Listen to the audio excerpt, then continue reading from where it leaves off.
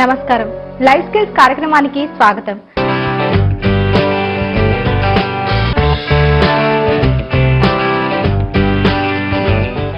సాధారణంగా కొంతమంది మనుషుల్లో కాని పనికి అయిన పనికి కోపం వస్తూ ఉంటుంది.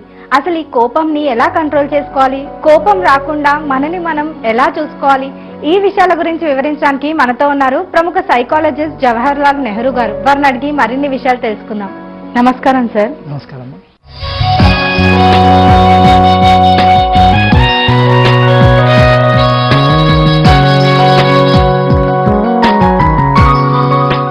సార్, సాధారణంగా కొంతమందికి కోపం ఎక్కువ, అంటే ప్రతి చిన్న విషయానికి కోపడుతూ ఉంటారు, విసుకుంటూ ఉంటారు. అసలు ఈ కోపం అంటే ఏంటి, ఎందుకు వస్తుందంటారు? సర్వసాధారణంగా మనిషిగా పుట్టిన ప్రతి వారికి ఉండే ఒక సహజ లక్షణమే కోపం. నువ్వు పుట్టినప్పుడు నీకు వచ్చే ప్రప్రథమ లక్షణం కోపం. ఏం చేత కాని వాడికి భయంతో కలిగేది కోపం. కోపం అనేది మనకి సరసంగా రెండు నిష్పత్తులు వస్తుంది. ఒకటి, మనం చెప్పింది ఎవరన్నా చేయకపోతే కోపం వస్తుంది. రెండు, మనకి నచ్చనిది చేసినప్పుడు కోపం వస్తుంది.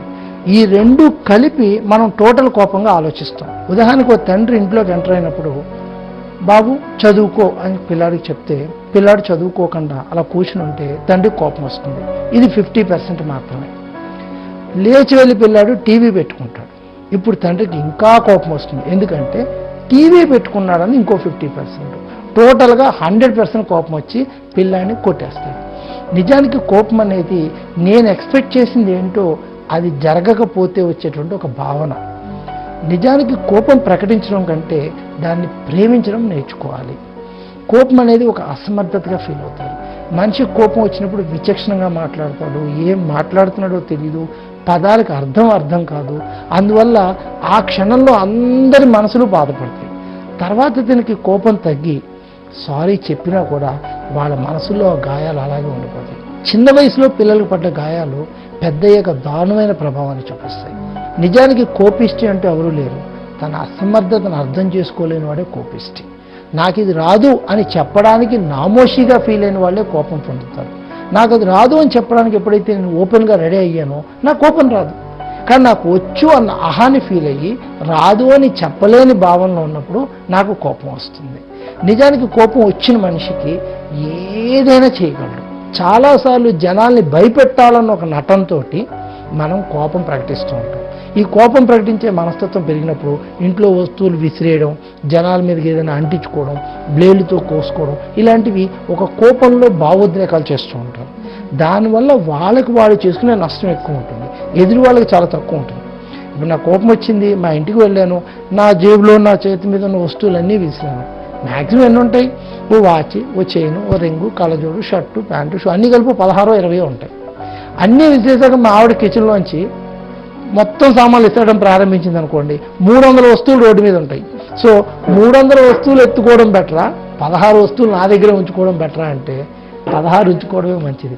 సో మన కోపం మనం ప్రకటించకంటే కోపాన్ని ఎలా ఉంచుకొని ఎలా అన్వయించుకోవాలో తెలుసుకోవాలి. కోపం ప్రతి మనిషికి వస్తుంది. ఆ కోపాన్ని సత్వరైన మార్గంలో ఉపయోగించుకోవడం తెలుసుకుంటే కోపానికి మంచి ఫలితం వస్తుంది. సార్, మరి అసలు తప్పు ఎవరిది అంటారు? అంటే ఒక పర్టికులర్ పని చేస్తే కోపం వస్తుందని వాళ్ళకి తెలుసు ఎదుటి వాళ్ళకి, అయినా ఆ పని చేస్తూ ఉంటారు. సో ఇక్కడ తప్పు ఎవరిది అంటారు? చేయించేవాళ్ళదా లేదా మనదే అంటారా కోపం రావడం? అసలు తప్పు ఒప్పులు అంటే ఏమి లేవమ్మా. అంగీకరించావా, అంగీకరించదా. నీ మనసు అంగీకరించకపోతే నీకు తప్పు అనిపిస్తుంది, నీ మనసు అంగీకరిస్తే అది తప్పు అనిపించదు. నా దృష్టిలో జీన్ ప్యాంట్ వేసుకుని వెళ్ళడం తప్పు కాదు అనిపించినప్పుడు నేను జీన్ ప్యాంట్ వేసుకుని వెళ్ళే వాళ్ళు ఎవరి మీద నాకు కోపం రాదు. నీ దృష్టిలో జీన్ ప్యాంట్ వేసుకోవడం అంగీకరించినప్పుడు జీన్ ప్యాంట్ వేసుకున్న వాళ్ళందరి మీద నీకు కోపం వస్తుంది. అంటే కోపము అంటే నువ్వు పెట్టుకున్న కళ్ళజోడు ఫ్రేమ్లో ప్రపంచాన్ని చూసి అలా లేకపోతే నీకు వచ్చే భావం, అది నీ అంతర్గతం. నిజానికి కోపం అనేది మనిషికి తన మీద తనకు కలిగేది. సో అసలు నాకు కోపం ఎందుకు వస్తుంది? నాకు ఎలా కోపం వస్తుందో తనకి కోపం వస్తుంది. నేను కొడతాను, తను కొడతాడు. ఫైనల్గా జరిగేది ఏంటి? నేను అరుస్తాను, తను అరుస్తాడు. జరిగేది ఏంటి? ఏముండదు. సో కోపాన్ని ఎలా ప్రదర్శించాలో తెలుసుకుంటేనే కోపానికి విలువ వస్తుంది. ఏ నిష్పత్తిలో కోపం రావాలి, కోపాన్ని ఎలా ప్రదర్శించాలి, ఎవరి మీద ప్రదర్శించాలి, అది కూడా ముఖ్యమే. ఒక్కసారి ఆలోచిద్దాం. భారతదేశ చరిత్రలో అతి కోపిష్టి ఎవరు అనుకోండి, ఓ విశ్వామిత్రుడు, ఓ దూర్వాస మహామునో, లేదా ఒక రాక్షసుడు, ఓ దేవుడు, రకరకాల పేర్లు చెప్తారు. ఒక్కసారి ఆలోచించండి.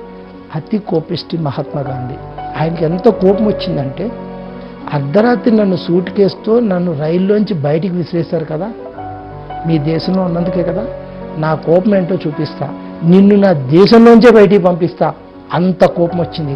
భారతదేశం వచ్చాడు, మొత్తం బ్రిటిష్ వాళ్ళని దేశంలోంచి బయటికి పంపించాడు. అంటే కోపం అలా ఉండాలి. ఆ కోపానికి ఆయన వాడుకున్న సాధనం ఏంటి? అహింస. కోపాన్ని ప్రకటించడానికి వాడిన సాధనం అహింస. మనం కోపాన్ని కోపంగా ప్రకటిస్తాం. సో కోపం రావడం తప్పులేదు, వచ్చిన కోపాన్ని ఎలా ఉపయోగించుకుంటున్నామని తెలియాలి. కేవలం అహింస సిద్ధాంతం ద్వారా భారతదేశానికి ఆయన స్వాతంత్రం తీసుకొచ్చాడు. ఆ స్వాతంత్రం తీసుకురావడానికి ఆయనకు కలిగింది బ్రిటిష్ వాళ్ళ మీద కోపం. అది కోపం. అంటే నీకు వచ్చిన కోపాన్ని నువ్వు పెట్టుకుని నీ మంచిగా నువ్వు వాడుకోగలిగితే దాన్ని కోపం అంటారు. కోపం యొక్క యాక్చువల్ మీనింగ్ ఇంగ్లీష్లో తీసుకుంటే మనం యాంగర్ అంటాం. యాంగర్ స్పెల్లింగ్ ముందు డీ పెడితే డేంజర్ అవుతుంది. సో కోపం అనే నిప్పు నువ్వు చేత్తో పట్టుకుని ఇతరుల మీదకి ఇలా విసిరేలోపు ముందు నీ చెయ్య కాలుతుంది. సో కోపం వచ్చినప్పుడు ఎదుటి వాళ్ళ మీద మనం ప్రదర్శిస్తున్నప్పుడు ముందు మనం కొంత దహించిపోతాం. ఈ బీపీస్, షుగరు, కంప్లైంట్స్, ఉద్రేకం, ఊళ్ళో కొంచెం ఒకరిని ఊపిరి బాధపడడం, లేదా టెన్స్ ఫీల్ అవ్వడం, హెడేక్ ఫీల్ అవ్వడం, ఇవన్నీ ఏంటంటే ఎదుటి వాళ్ళ మీద మనకు వచ్చిన కోపం. ఓకే, అతను అలా ప్రవర్తించాడు, ఒక్క నిమిషం వదిలేద్దాం, ఎందుకు అలా ప్రవర్తించాడో అడిగి తెలుసుకుందాం అన్న ఆలోచన నీకు వచ్చినప్పుడు ఆ వ్యక్తి మీద నీకు కోపం రాదు. ఒకసారి మనం రోడ్డు మీద నడిచి వెళ్తూ ఉంటాం, ఎవరినో విష్ చేస్తాం, ఎవరు రెస్పాన్స్ ఎవరు, వెంటనే మనకు కోపం వచ్చేస్తుంది. ఏంటి ఆయన రెస్పాన్స్ చేయడు, అంత పెరిగిపోయాడా, అంత కోపం వచ్చిందా అంటే నీకు ఎంత కోపం వచ్చేస్తుందంటే నీకు రెస్పాన్స్ ఇవ్వకపోతే కోపం వచ్చేస్తుంది. అరే అతను ఏ టెన్షన్లో వెళ్తున్నాడో, అతను ఏ సమస్య మీద ఇంటికి వెళ్తున్నాడో, ఇంటి దగ్గర ఏ ప్రాబ్లం ఉందో అని ఒక్క నిమిషం నువ్వు ఆలోచిస్తే నీకు అస్సలు కోపం రాదు, అతని మీద నీకు కొంత ప్రేమ పెరుగుతుంది. లైఫ్ స్కిల్స్ కార్యక్రమంలో ఇప్పుడు ఒక చిన్న విరామం.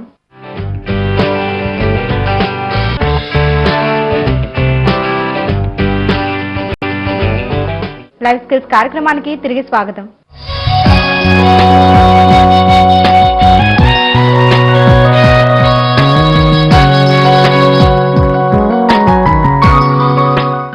ఇప్పుడు ఒక అబ్బాయి నడుచుకుంటూ వెళ్తుంటాడు, ముందుకు వెళ్తూ ఉంటాడు, చూడడు, టక్కన ఏదో తంతాడు, వెంటనే నువ్వు వచ్చేసి ఏ కళ్ళు కనపట్లేదా అని ఫట్మని కొట్టామనుకో, అవును సార్ నేను గుడ్డోడినే అని ఆ అబ్బాయి అన్నాడు అనుకో, అంటే ఆ అబ్బాయికి నిజంగా పాపం కళ్ళు లేవనుకోండి, అప్పుడు నీకు ఆ అబ్బాయి మీద జాలి కలుగుతుంది.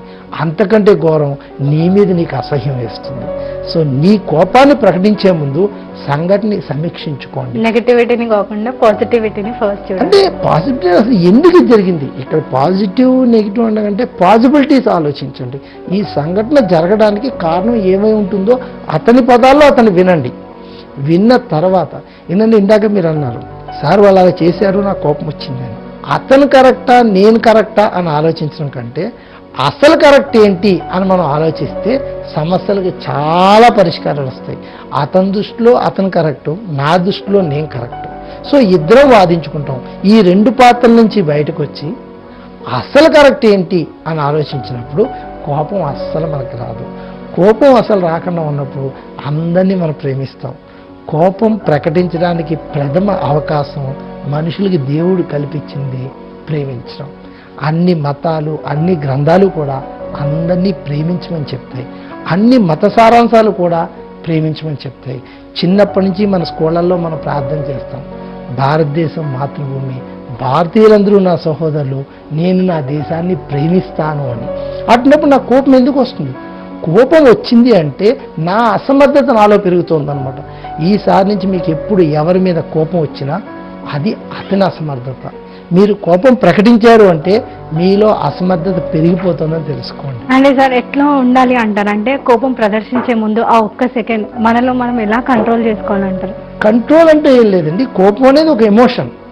మీకు ఆనందం వచ్చినప్పుడు ఎలాగ నవ్వుతారో, బాధ కలిగినప్పుడు ఎలా ఏడుస్తారో, కోపం వచ్చినప్పుడు మీరు అరుస్తారు. ఆ అరిచి విసిరే ముందు ఒక్క క్షణం ఇది ఇప్పుడు నాకు అవసరమా అని అనుకోండి. ఇది అవసరమా అని మీకు అనిపించినప్పుడు అది అనవసరం అని తప్పకుండా అనిపిస్తుంది, మీ కోపం ఆగిపోతుంది. రెండోది, కోపం మీరు ఎవరి మీద ప్రకటిస్తున్నారో చూడండి. నిన్ను మనసారా ప్రేమించే అమ్మా నాన్నల మీద కోపం ప్రకటిస్తున్నారు, నిన్ను ప్రేమించే నీ స్నేహితుల మీద నువ్వు కోపం ప్రకటిస్తున్నావు, వాళ్ళు నీకు ఎప్పుడూ శ్రేయోభిలాషులు ఉంటారు. అమ్మ నీకు సెల్ ఫోన్ కొనివ్వలేదని కోపం వచ్చిందా, నాన్న సినిమా టికెట్ ఇవ్వలేదని కోపం వచ్చిందా అని ఆలోచించినప్పుడు నీకు సృహలేని వయసులో నాన్న నేను ఎన్నిసార్లు ఎత్తుకున్నాడు, అమ్మ నీ కోసం ఎన్ని పనులు చేసింది, ఈ లిస్టును ఆలోచిస్తే నీకు అమ్మా నాన్నల మీద ఎప్పుడూ కోపం రాదు. ఈరోజు జ్ఞానం వచ్చి, ఈరోజు నీకు డబ్బు వచ్చి, ఈరోజు నీకు చదువు వచ్చి వాళ్ళని నువ్వు తప్పు పట్టే స్థాయిలో ఉన్నాను అనుకుని నువ్వు కోపాన్ని ప్రకటిస్తున్నావు. నీకు ఏమీ తెలియనప్పుడు అమ్మా నాన్న నిన్ను ప్రేమించారు. సో ప్రేమను పంచు. ఒకవేళ నీకు ఇంకా కోపం వస్తే ఇంకా ప్రేమించు. ఎవరి మీద మనకి కోపం వచ్చిందో వాళ్ళని మనం మనస్ఫూర్తిగా ప్రేమిద్దాం. ఎందుకంటే ప్రేమ అనేది నన్ను ఆనందంగా ఉంచుతుంది, కోపం అనేది నన్ను బాధ పెడుతుంది. వాళ్ళ గురించి నేనెందుకు బాధపడాలి? సో ఈరోజు మనం ఎవరి మీద కోపం ప్రకటించాం. మనకి ఎవరి మీద కోపం కలిగినా వాళ్ళకు పువ్వు ఇచ్చి ప్రేమిస్తున్నామని చెప్తాం. అప్పుడు మనం తృప్తిగా బతుకుతాం. ఎందుకంటే జీవితం నాది, తృప్తిగా ఉండాల్సింది నేను. వాళ్ళు నన్ను కోపం తీసుకొస్తే నేను కోపం తెచ్చుకోను. సార్, ఈ కోపంలో కూడా 2 కేటగిరీస్ ఉంటాయి. అంటే కొంతమంది ఏమో మాటలతో ప్రదర్శిస్తారు, ఇంకొంతేమో చేతిలో ఏమున్నా విసిరేస్తూ ఉంటారు. ఇది ఇంకా డేంజరస్. ఎందుకంటారు? ఎందుకు విసిరేస్తున్నారు అంటే ఎదుటి వాళ్ళు విసరలేరు అని అనుకుంటున్నారు. వాళ్ళు 4 వస్తువులు విసిరినప్పుడు ఎదుటి వాళ్ళు 8 వస్తువులు విసిరారు అనుకోండి, వీళ్ళు మానేస్తారు. వీళ్ళు ఎవరి మీద విసురుతారంటే అసమర్థుల మీద విసురుతారు. నిజానికి ఎదుటి వాళ్ళు దీనికంటే రెట్టింపు బల ప్రదర్శన చేసినప్పుడు వీళ్ళ కోపం ఆగిపోతుంది. అంటే వీళ్ళు కోపాన్ని అణగదొక్కుంటారు. నేనేమంటా అంటే కోపం అనేది ఒక సహజ లక్షణం. మనిషికి ఆనందం, దుఃఖం ఎలా వస్తుందో కోపం కూడా నీతో పాటు వస్తుంది. నీకు ఇష్టం లేకపోయినా వస్తుంది. నువ్వు దాన్ని, ఆ వచ్చిన ఫోర్స్ని నీ మంచిగా ఉపయోగించుకో. నీకు బాగా కోపం వచ్చినప్పుడు మంచి మ్యూజిక్ పాట పాడు. నీకు బాగా కోపం వచ్చినప్పుడు మంచి డ్యాన్స్ చేయి. నీకు బాగా కోపం వచ్చినప్పుడు నీకు అస్సలు రాని సబ్జెక్ట్ బుక్ చేతితో తీసుకుని చదువు. అప్పుడు ఆ ప్రశ్నలో టాప్ వస్తుంది. అసలు కోపం ఎందుకు వచ్చింది? ఆ సబ్జెక్ట్లో నీకు తక్కువ మార్కులు వచ్చినందుకు వచ్చింది. నీకు కోపం వచ్చింది, ఆ సబ్జెక్టు బాగా చదువు, 100కు 100 తెచ్చుకో. నిన్ను తిట్టిన వాళ్ళు నిన్ను మెచ్చుకుంటారు. నీ కోపానికి నీకు మంచి ఫలితం బయటకు వస్తుంది. అలా కాకుండా వాళ్ళు తిట్టారని నీకు వచ్చిన సబ్జెక్టులు కూడా నువ్వు పరీక్షలు రాయడం మానేస్తే రాని దాంట్లో ఎలాగ ఫెయిల్ అవుతావు, వచ్చింది వదిలేసి ఫెయిల్ అవుతావు, ఫైనల్గా చదువులో నువ్వు వెనకబడతావు, నీ మీద నీకే కోపం వస్తుంది. సో కోపాన్ని ఎప్పుడు కూడా ప్రదర్శించేటప్పుడు మన మీద మనకు ఎంత అవసరమో ఆలోచించుకోవాలి. ఎదుటి వాళ్ళు ఎంత కోపం ప్రకటించినా నీ కోపం నువ్వు చూసుకో. పూర్తి కోపంతో, అంటే 2 బకెట్ల నిండా ఫుల్ వాటర్ పట్టుకుని నేను నడుచుకుంటూ వెళ్తుంటే సడన్గా ఎవరైనా ఒక్క స్పూన్ వాటర్ అందులో వేసినా నీళ్ళు బయట పడిపోతాయి. ఎందుకంటే నా బకెట్ ఫుల్గా ఉంది కాబట్టి. ఆ స్పూన్ వాటర్ వేసిన వ్యక్తి మీద కోపం వస్తుంది. అదే నా 2 బకెట్లు ఖాళీగా పెట్టుకుని ఇలా ఊపుకుంటూ రోడ్డు మీద నడుస్తుంటే వాళ్ళు స్పూన్ లేని, మగ్గుని లేని, బకెట్ లేని నాకు కోపం రాదు. సో నేను ఎప్పుడు ఆనందంగా ఫుల్ ఎంటీ బకెట్స్ తోటి మోగుతూ ఉంటాను. అలా కాకుండా ఫుల్ టెన్షన్తో మోగుతుంటే ప్రతిదానికి కోపమే. రోడ్డు మీద చూస్తూ ఉంటాం, రెడ్ లైట్ పడితే kick kick kick kick kick అని హార్న్ కొడతారు. వాళ్ళ కోపం, అసహనం. వీళ్ళు కిక్ కిక్ కొడితే రెడ్ లైట్ గ్రీన్ లైట్ అవ్వదు, కానీ వీళ్ళ కోపం. అంటే వీళ్ళకి కోపం ఎలా ప్రకటించాలో తెలియక ఆ స్పీడ్గా వెళ్ళిపోయి రెడ్ లైట్ పడడానికి అడ్డంగా వెళ్ళిపోయి ముందు వచ్చిన కార్ని గుద్దేసి వీళ్ళు కింద పడి హాస్పిటల్లో పడి దెబ్బలు తగిలించుకుని ఇద్దరికి ఇన్కన్వీనియన్స్ చేసి వీళ్ళు ఇన్కన్వీనియన్స్ అవుతారు. అంటే కోపం ప్రకటించడం చేత కాకపోతే నీకే ఎక్కువ నష్టం ఉంటుంది. సో ముందు కోపం వస్తున్నప్పుడు ఎందుకు వస్తుందో నువ్వు సమీక్షించుకో. నువ్వు ఆశించింది జరగటం లేదనమాట. అసలు నువ్వు ఆశించింది ఎంతవరకు సమంజసం నువ్వు ఆలోచించుకో. అప్పుడు నీ కోపం రాదు. కోపం ఎప్పుడైతే రాదో ఆటోమేటిక్గా ఆ మనిషి మీద ప్రేమ వస్తుంది. ప్రేమించే మనిషి మీద మనకి ఎప్పుడూ కోపం రాదు. మనం అమ్మా నాన్నల మీద కోపం తెచ్చుకుంటాం, కానీ అమ్మా నాన్నలు మన మీద ఎప్పుడూ కోపం తెచ్చుకోరు. ఎందుకంటే వాళ్ళకి తెలిసిన ఒకే విద్య మనని ప్రేమించడం. కోపం గురించి మరిన్ని విషయాలు తెలుసుకునే ముందు లైఫ్ స్కిల్స్ కార్యక్రమంలో మరో చిన్న విరామం.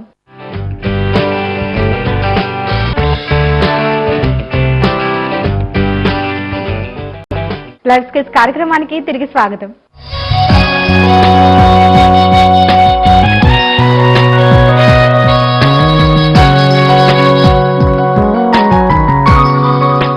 సార్, మరి కొంతమందికి అంటే మనం చేసే పనులపైనే కోపం వస్తుంది. అలాంటప్పుడు మనం ఆ పనులను ఆపేయచ్చు కదా, కానీ ఆపలేం. ఎందుకలా? అంటే నీకు నచ్చిన పని నువ్వు ఎన్నుకొని చేస్తుంటే నీకు ఎప్పుడూ కోపం రాదమ్మా. నీకు నచ్చని పని ఎదురువారు నీకు చేయమన్నప్పుడు నీకు కోపం వస్తుంది. నువ్వు చేస్తున్న పని నీకు నచ్చుతుందా లేదా చూడు. ఒక చిన్న పిల్లవాడికి ఒక బొమ్మ ఇచ్చినప్పుడు ఎంత బాగా దాంతో ఆడుకుంటాడంటే తనకు నచ్చిన బొమ్మ కాబట్టి. అదే బొమ్మ పెద్దవాడికి ఇస్తే ఇలా చూసి పక్కన పెట్టేస్తాడు, ఎందుకంటే తనకు నచ్చదు కాబట్టి. నీకు నచ్చిన పని నువ్వు చేస్తున్నప్పుడు నీకు ఎప్పుడూ కోపం రాదు.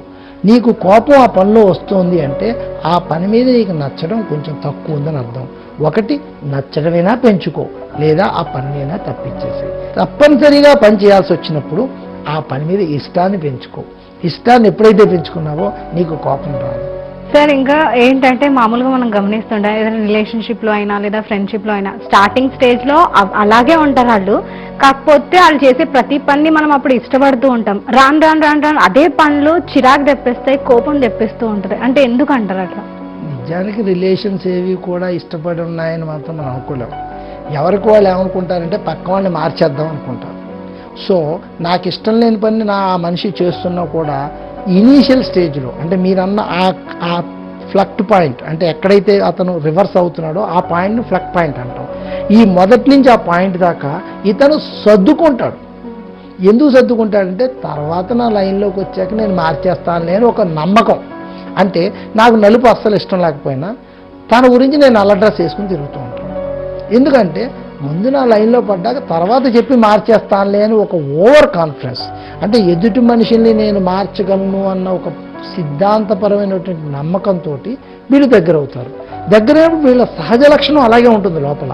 అది నొక్కి పెడతారు, నొక్కి పెట్టి నటన్స్ చేస్తూ ఉంటారు. ఎప్పుడైతే ఒక పాయింట్ వచ్చాక ఇద్దరు బాగా క్లోజ్ అయిపోయారో అప్పుడు క్లియర్గా చెప్తారు, ఇది నాకు నచ్చదు, ఎందుకంటే ఇది సహజంగా ఉన్నది. అప్పుడు మనకి కోపం వస్తుంది. నిజానికి కోపం అనేది ఎప్పటికీ రాకూడదు. ఎందుకంటే ఒకసారి ప్రేమించడం ప్రారంభించాక ప్రేమిస్తూనే ఉంటాం. విడిపోతే ప్రేమ అక్కడ ఆగిపోతుంది తప్ప అది మెర్క్యూరీలాగా కిందకి దిగిపోయి పైకి వెళ్ళేటువంటి తత్వం ఉండదు. అక్కడితో ఆ ప్రేమ అలా ఉండిపోతుంది. మళ్ళీ పెరగకపోవచ్చు, కానీ ఆ ప్రేమ అలాగే ఉంటుంది. ఇప్పటికే చూడండి, పెద్ద ఓల్డ్ ఫ్రెండ్స్, పెద్ద పెద్ద వాళ్ళు కలిసినప్పుడు ఆ చిన్నప్పుడు ఇలా జరిగింది, నువ్వు ఇలా చేసావు, ఆ ప్రేమ విషయాలే మాట్లాడుకుంటారు. మధ్యలో ఎంత గ్యాప్ వచ్చినా ప్రేమ అక్కడ లాక్ అయిపోతుంది. కానీ ప్రేమకు ఆపోజిట్గా కోపం మాత్రం ఎప్పుడు రాదు. మనమేమనుకుంటాం అంటే నచ్చిన వాళ్ళందరి మీద కోపం వస్తుంది అనుకుంటాం. అస్సలు కోపం రాదు. కోపం వచ్చింది అంటే మనలో ఉన్నటువంటి తత్వం బయటపడింది. ఇంతవరకు నువ్వు దాచుకున్నటువంటి నీ లక్షణం ఈ రోజు నువ్వు బయటికి తీసావు కాబట్టి అది కోపంగా బయటపడుతుంది. అంతేగాని రిలేషన్ స్పాయిల్ అవడానికి కారణం అతని ప్రవర్తన కాదు, ముందు నీ ప్రవర్తనే. ఎప్పుడైనా గుర్తుపెట్టుకోండి, ఒక ఇద్దరు మనుషుల మధ్యన వైరం ఎక్కువ కాలం ఉంది అంటే అది ఇద్దరూ కారణం అవుతుంది. ఆ వైరం ప్రారంభం అవడానికి ఇద్దరిలో ఏ ఒక్కరో కారణం అవ్వచ్చు. అంటే ఇద్దరి మధ్యన గొడవ జరగడానికి కారణం ఇద్దరిలో ఏ ఒక్కరైనా అవ్వచ్చు. కానీ అది ఎక్కువ కాలం ఉంది అంటే ఇద్దరూ కారణమే. ఇద్దరిలో ఏ ఒక్కరైనా రెండో వాళ్ళ దగ్గరికి వెళ్ళి ఈ సంఘటన కంటే నాకు నువ్వు ముఖ్యం అని చెప్పినప్పుడు సారీ చెప్తారు. ఆ రిలేషన్ మళ్ళీ పునరావృతం అవుతుంది, మళ్ళీ అదే ప్రేమలో ముందుకెళ్తారు. అలా కాకుండా నువ్వే తప్ప నేను, నేనే తప్ప నువ్వు, ఇద్దరు కోపంలో మిగిలిపోతే జీవితాంతం దూరంగానే మిగిలిపోతారు. సో ఇక్కడ నాకు మనిషి ముఖ్యమా, మనిషితో ఉన్న రిలేషన్ ముఖ్యమా అన్నప్పుడు నాకు మనిషి ముఖ్యం అన్నప్పుడు నేను ఎప్పుడూ సారీ చెప్తాను. So to say sorry is to respect the relation. అప్పుడు నాకు కోపం అస్సలు రాదు. కోపం ఎందుకు వస్తుంది? నిజానికి ఒకటి ఆలోచించండి, రోడ్డు మీద వెళ్తున్న కొత్త మనిషి మీద మీకు కోపం వస్తుందా? రాదు. ఆ మనిషి ఏం చేస్తాడో అని భయం వేస్తుంది. మీకు బాగా తెలిసిన వాళ్ళ మీదే మీకు కోపం వస్తుంది. అంటే తెలిసిన వాళ్ళ మీద మనం ప్రదర్శించే ఒక అసహాయ క్రియే కోపం. ఈ రోజు నుంచి మిమ్మల్ని ప్రేమించే వాళ్ళని, మీకు బాగా తెలిసిన వాళ్ళని, మీ శ్రేయభిలాషుల మీద అస్సలు కోపం తెచ్చుకోకండి. మీ మీద మీరు అసలు కోపం తెచ్చుకోకండి. ఎందుకంటే ప్రతి నిమిషం తృప్తిగా ఉంటే జీవితంలో మీరు ఆనందంగా ఉంటారు. అది మీకు చాలా ముఖ్యం. ఎందుకంటే మీ ఆరోగ్యానికి పునాది మీరు తృప్తిగా ఉండడం. ఎవరి మీద కోపం తెచ్చుకున్నా అది మీ ఆరోగ్యం మీద ప్రభావం పడుతుంది. సార్ మరి కొన్నిసార్లు ఒక్కొక్కళ్ళకి ఫ్యామిలీ ఎన్విరాన్మెంట్ కూడా సిచ్యువేషన్ క్రియేట్ చేస్తూ ఉంటుంది. అంటే ఫ్యామిలీ వల్ల కూడా వాళ్ళు నవ్వలేకపోవడం, ఎప్పుడు ప్రతి చిన్న విషయానికి కోపడుతూ ఉంటారు. ఎన్విరాన్మెంట్ కూడా ఒక చిన్న పాయింటే అందులో. ఎంతవరకు నిజం అంటారు? కుటుంబం, పరిస్థితులు ఇవేవి నీ ఆనందాన్ని ఆపలే ఉన్నా. చిన్నపిల్లాడు ఆడుకుంటూ ఉంటాడు, ఎంత ఆనందంగా ఉంటాడంటే తృప్తిగా కావాల్సిన ఆడుకుంటూ ఉంటాడు. సో నువ్వు నీ స్తబ్దతలో ఎస్ నాకు ఇది కావాలని నీకు క్లారిటీ ఉన్నప్పుడు ఏ సంఘటనలో నేను డిస్టర్బ్ చేయలేవు. పడవ ఎప్పుడు మునుగుతుందంటే పడవలోకి నీళ్ళు వచ్చినప్పుడే. ముందుకు వెళ్ళలేకపోవచ్చు, కానీ నీళ్ళల్లో తేలుతూనే ఉంటుంది, మునగడం మాత్రం జరగదు. పరిస్థితులు ఎన్నున్నా బాధ ఎప్పుడు కలుగుతుందంటే నువ్వు మనసులోకి తీసుకున్నప్పుడే. నువ్వు మనసులోకి తీసుకున్నప్పుడు వాళ్ళు ఎన్నన్నా శబ్దాలుగానే ఉంటాయి, నువ్వు తృప్తిగానే ఉంటావు. నువ్వు మనసులో తీసుకుని ఆ పదానికి నీ అర్థాన్ని అన్వయించుకుని ఆ పదానికి నువ్వు తిట్టుగా భావించి ఫీల్ అవుతుంటే బాధ నీకు వస్తుంది. సో ఏది నేను తీసుకోవాలి, ఏది నేను తీసుకోవద్దు అన్న నిర్ణయం తీసుకున్నప్పుడు ఎవరి మీద నీకు కోపం రాదు. ఎప్పుడో ఎవరి మీద నీకు కోపం రాదో నీ మీద నీకు అస్సలు కోపం రాదు. సో నీ డిక్షనరీలో కోపం అనే స్థానానికి ఎప్పుడూ విలువ లేదనమాట. ఇక్కడ ఒక విషయం చెప్తాను, నువ్వు తప్పు చేసుంటే నీకు కోపం వచ్చే హక్కు లేదు. నువ్వు తప్పు చెయ్యకపోతే కోపం తెచ్చుకునే అవసరమే లేదు. సో జీవితంలో కోపానికి స్థానం లేదు. జీవితం ఎప్పుడు తృప్తిగా ఉండాలంటే కోపం మనకి అక్కర్లేదు. ఏదైనా గొడవ జరిగినా అంటూ ఉంటారు, కోపం వచ్చేస్తే నువ్వు తప్పు చేసినావు అందుకే నీకు కోపం వస్తుంది, చేయకపోతే కోపం రాదు అని అంటారు. సో ఇక్కడ ఏది నిజం అంటే తప్పు చేయడం వల్ల కోపం వస్తుందంటారా, చేయకపోవడం వల్ల కోపం వస్తుందంటారా? కోపం అనే దానికి ఒక స్థానం అనేది మన జీవితంలో ఉంటుంది. అసలు కోపం రావాలా అని ఆలోచిస్తే, ఒకటి నువ్వు తప్పు చేసి ఉంటే నీకు కోపం రాకూడదు, ఎందుకంటే నువ్వు తప్పే చేసావు కాబట్టి అస్సలు కోపం రాకూడదు. నువ్వు తప్పు చేయలేదు అంటే కోపం తెచ్చుకునే అవసరమే లేదు. సో ఫైనల్గా కోపానికి స్థానం లేదు. ఎవరి గురించో ఎందు గురించో నువ్వు కోపం చేయట్లేదు. నిజానికి నిన్ను సంజాయిషి అడిగే వ్యక్తికి ఒక్కసారి ఆలోచించు, నిన్ను నమ్మిన వ్యక్తి నిన్ను సంజాయిషి అడగడు, నిన్ను నమ్మని వ్యక్తికి నువ్వు సంజాయిషి చెప్పినా నమ్మడు. సో సంజాయిషి అక్కర్లేదు, దట్ ఈజ్ కోపం అక్కర్లేదు. కోపం అక్కర్లేదు అంటే నువ్వు తృప్తిగా ఉంటావు అన్నమాట. ఎవరు కోపం ప్రకటించినా నువ్వు మాత్రం నవ్వుతూ ఉంటావు, అందరూ నిన్ను ఇష్టపడతారు. కోపిష్టి అంటే కొద్దిమంది దూరంగా ఉంటారు. సార్ మరి చివరిగా ఈ కోపానికి సంబంధించి మా TV7 ప్రేక్షకులకు మీరు ఇచ్చే సలహాలు సూచనలు. జీవితంలో తృప్తిగా ఉండాలంటే కోపానికి అస్సలు స్థానం లేదు. జీవితం నీది. ప్రతి క్షణం ఎలా ముందుకు వెళ్ళాలని ఆలోచిస్తూ విజయ పదంలో పయనించే ప్రతి మనిషికి కోపం యొక్క ఆవశ్యకత అస్సలు రాదు. కోపం ఎవరి మీద ప్రకటిస్తున్నామని ఆలోచిస్తే నీ దగ్గర రక్త సంబంధికుల మీద, నీ శ్రేయోభిలాషుల మీద నువ్వు చేస్తున్న పనిగా నీకు అనిపిస్తుంది. సో ఈ రోజు నుంచి అది మానేయండి. ఎందుకంటే ఒకసారి కోపం వచ్చినప్పుడు నేను కలిగించేటువంటి బాధ నాకు కోపం తగ్గిపోయినా వాళ్ళ దగ్గర తగ్గదు. అప్పుడు వాళ్ళకి అది బాధగానే మిగిలిపోతుంది. అప్పుడు కోపం ప్రకటించడం వాళ్ళ వంతు అవుతుంది, బాధపడడం నీ వంతు అవుతుంది. అప్పుడు నువ్వు తట్టుకోలేవు. సో పిండి పారబోసుకోవడం ఎందుకు, ఎత్తుకోవడం ఎందుకు, బంతి విసరడం ఎందుకు, దెబ్బ తగలడం ఎందుకు? మీరు కోపం ప్రకటించకండి, అందరినీ ప్రేమించండి. ఎప్పుడైతే మీరు కరెక్ట్గా ఉన్నారో మీకు కోపం రావాల్సిన అవసరమే లేదు. మీరు తప్పు చేశారో కోపం వచ్చే హక్కు మీకు లేదు. సో కోపం అనే దానికి మీ జీవితంలో స్థానం లేదు. ఈ రోజు నుంచి కోపానికి దూరంగా, కోపం అంటే ఏంటో తెలియకుండా కోపం అంటే ఇదా అని జలాలనుకునేలా మీరు ప్రవర్తించండి. ఒకవేళ మానవ సహజంగా మీ కోపం వచ్చినా ఆ కోపాన్ని ప్రేమగా మార్చుకుని ప్రేమించి చూపించండి. ఎదుటి మనిషికి ప్రేమ విలువ తెలుస్తుంది. కోపం అతని జీవితం నుంచి కూడా తొలగిపోతుంది. అందరికీ ప్రేమను పంచుదాం. మనుషులుగా మనుషులు చేయగలిగిన ఒకే ఒక ప్రక్రియ ప్రేమించడం. All the best. Thank you so much sir. కోపం మనుషుల్ని దగ్గర చేయదు, దూరమే చేస్తుంది. ఆ కోపాన్ని మనం ఎలా కంట్రోల్ చేసుకోవాలన్న విషయాల గురించి మాకు, మా TV7 ప్రేక్షకులకు ఎంతో చక్కగా వివరించారు. ధన్యవాదాలు. థ్యాంక్ యూ అమ్మా. చూశారు కదండి, మనకు వచ్చిన కోపాన్ని మన మంచికి ఎలా ఉపయోగించుకోవాలన్న విషయాల గురించి జవహర్లాల్ నెహ్రూ గారు ఎన్నో విషయాలు చాలా చక్కగా వివరించారు కదా. సార్ చెప్పిన సలహాలు సూచనలు పాటించండి, ఆరోగ్యంగా ఉండండి. మంచి ఆరోగ్యం కోసం చూస్తూనే ఉండండి TV7. నమస్తే.